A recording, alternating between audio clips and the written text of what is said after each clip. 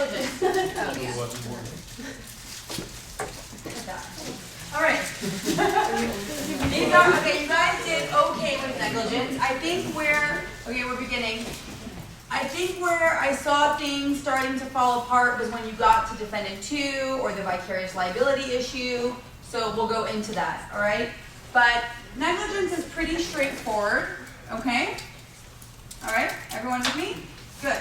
So D for negligence, this is defendant 1, the first defendant. Intro as to all of the elements of negligence, and your first heading, foreseeable plaintiff. Why do we make a heading foreseeable plaintiff and not just duty? Well, a duty will only be owed to one that is foreseeable, right? So that's how it makes sense. So the first defendant is going to get the full-blown Cardozo, it's Cardozo, not Cardoza, and an Andrews rule. Andrews, who is foreseeable? Everyone. Another pointless rule, but everyone is foreseeable. And here we have Cardozo, zone of danger. Could zone of danger be a major issue? Yeah. Could be a major issue. So be on the lookout for a counter-argument within the zone of danger analysis. It'll be pretty clear from the facts. And then we get into duty. Now I want you to always bring up the general duty, even if you have a special duty. For defendant 1, give the full-blown rule for the general duty, which is what? Reasonable, prudent person, same in similar circumstances.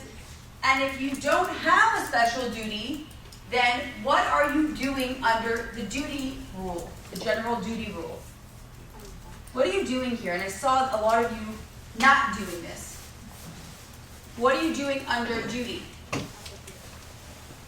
All you're doing is defining the duty that the defendant has.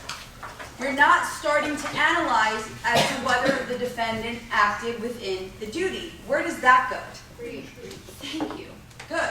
So whether or not the defendant acted within his or her general or special duty is a waste of time to start analyzing here. So all you would say is, let's just say it was the general duty. Here, because no special duties apply, the general duty rule will apply to defendant 1. That's it. And you get quickly out of duty. Same goes with special duties. Are there any questions on that? Now, what if you do have a special duty? Then you say, and you can write this down, it's not in your approach, or it might be, but I don't think it is. You say under, you give the general duty rule, and you say, however, here, the special duty of a landowner will apply. And therefore, and which will be discussed below, and go right into a heading, landowner liability.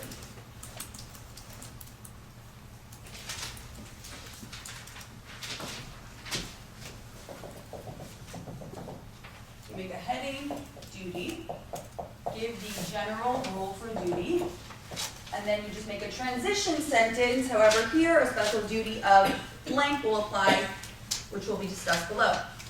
Can you have more than one special duty? Yes. Okay, so we're going to deal with that after. So the question of how to approach with more than one special duty. You know what, let's do it. Do I have enough room? That's not only, I'm like looking there. No one can see there, right? A lot of you can't see that, right? Okay, so I'll have to wait to map that out, because I need to map it out. So special duties will get separate headings. Let's hold off on approaching multiple duties, okay? Because I'm going to teach, you have to learn how to do that. I saw some of you also missed landowner liability, right? Most of you missed that special duty in your essay. You saw negligence per se, but you didn't see landowner liability. Special duties are always going to be a major issue. You can't really pass a negligence essay if you miss more than one special duty with a multiple defendant approach, okay? So it's really important that you have that checklist in your mind and you're going through it. What did we have here in that fact pattern? Who did that essay? Most of you. Which essay am I talking about? Yes, okay? So why did we have landowner liability? And therefore he came to pay for gas, and he was an invitee, okay? So you had to have seen that. You all got, most of you got the statute, because right there we got to think outside the box, okay? We can have multiple duties. So be on the lookout for more than one, okay? So what are they? Let's go to our approach on page 99. We don't have time to read through all of them, but you should know all of the duties. If you have questions on them, please let me know. What is the standard if they ask you for an attorney's malpractice? They asked a number of years ago, there was an attorney that acted unethically or maybe missed a statute of limitations, okay? Everyone knows what that means, right? And they wanted to know, can the plaintiff hold the attorney liable for professional malpractice? What is the approach there? First, there's the case within a case, right? What do you mean by that? This might be wrong, professional responsibility essay, but I think it's when the client would have to first prove that they would have succeeded on their case. So that's a silver. Despite that's an ineffective assistance of counsel within civil and criminal procedure. But that's not the standard. What is the standard for profession? See, I'm glad I'm bringing this up. Who would have frozen on that question right now? Who would have not known where to go? Let's be honest. Me. If I didn't teach this stuff, I wouldn't know. It's negligence. It's negligence. And the special duty is that of a professional. Okay? So did the attorney act? What's the professional rule? Members in good standing in their professionals must act as a reasonable expert would in like or similar circumstances. So your analysis of an attorney missed a statute of limitations would be a reasonable attorney would be on their game and wouldn't miss a key deadline like that. Okay? So, and where would you discuss that? In breach. So if they're asking, not so elaborate, but if they're asking for professional malpractice of either a doctor, obviously everyone thinks doctors, we know the standard, right? But for lawyers, accountants, anyone within those types of professions, that's our standard, okay? And don't get thrown off, you have to go through a whole negligence approach. Okay, good. So we have our special duties. Separately, head noting them, again, we're going to get into how to deal with multiple ones. Negligence per se, you need to separately head note out these three elements on page 199. These would all be separate heading. Class of persons, injury was the type, and violation of the statute. Most of you did not do that. Yes? Okay, so the third element, is that the breach? Well, no. Is it the violation of the statute? So what I was confused is, under negligence per se, these three are, when you establish these three elements, if you're establishing the duty. We're going to get into that. So when we talk about, when I outline special, good question. What is negligence per se prima facie evidence of? So we're going to get into that, how to approach it in a moment, okay? Because I need that side of your board that I can't erase yet. All right? But you still would make a heading breach, okay, and just tell the grader that it's prima facie evidence of duty of breach. so you would talk about the violation under duty, not just the third. Yes, but I have to map it out because I want everyone to see how it goes. Okay. Yes, but you definitely still need to hit the element. You just need to tell them that it's met. Okay. Okay? You can't leave an element dangling. But I have to map it out because I don't think everyone's understanding where I'm going. Okay? All right. So you're going to go into the special duty and you're only going to give the yardstick, right? You're just going to give what the duty is. And then you're going to get into breach. This is where most of your points are in breach. Now, anytime you have duties, and this goes for professional responsibility as well, obviously the standard is pretty simple, right? What is it? Whether or not the defendant acted, where is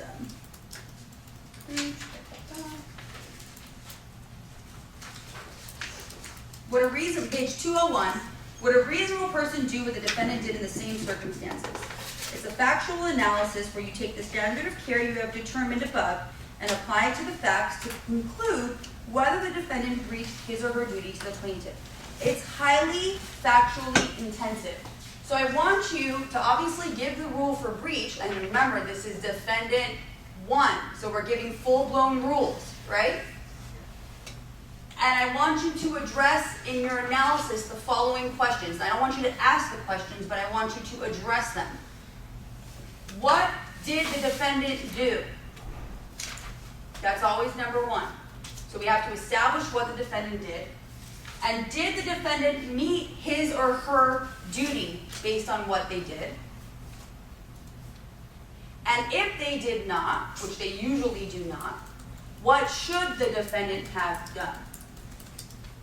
I want you to address that in your analysis. That's how you're going to get your most points. Because it's a what standard? It's a reasonable standard. And I've seen that a lot of you, when you're analyzing reasonableness or foreseeability, you're not being creative enough. You're being very conclusory. Anytime you have a reasonable standard, for the most part, or a foreseeability standard, you have to hash that out and make up some very sound and creative arguments. You can't just say, because the defendant was driving recklessly, that he breached the duty of care. Why? What, was he speeding? Was he in a school zone? What would a reasonable person have done if they were in that setting? Okay? I want to see that in your analysis, because I saw a lot of you being very conclusory within breach, and this is where your money is. This is where your points are, your analysis points within negligence. Okay? Because everywhere else is just, well, zone of danger can be also some good analysis points if it's a major issue. But breach is always going to have at least 6 to 7 points on the analysis within the whole scheme of defendant 1. Okay? Then you get to causation. I did not see everybody head note out actual and proximate. So first defendant, give a full-blown actual and proximate. Basically that the Defendants Act had to be both the actual and proximate cause of the plaintiff's injury. And then bam, 1 actual. Full-blown rule for actual causation, and then analyze it, get quickly in and out. Proximate causation could be a major issue. Might not, but it could be a major issue. When could it be a major issue? Okay, when could it be a major issue? We talked about this last class. Yeah, when you have the indirect causation going on. So if it's just direct causation, it's not a major issue. If it's indirect, it is a major issue.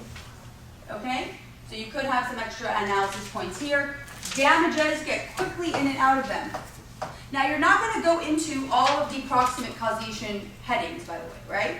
You're only going to go into the ones that you have. So what I want you to do with proximate causation is always give the direct causation rule for defendant 1. In a direct causation case, the defendant is liable for all foreseeable harmful results where there's an uninterrupted chain of events from the negligent acts of plaintiff's injury, and then analyze it if it's direct causation. However, if you have indirect causation, what am I going to want right under that? A transition sentence that says, however, here there was the intervening act of whatever, and then go into a subheading, indirect causation. Okay? So it would be 1 paragraph. Direct, what do you mean? So you would talk about the general, and then, for example, if there's a superseding, you would give that rule in the same paragraph that you gave. No, I would do it like, I can erase this, right? Everyone has this? Okay.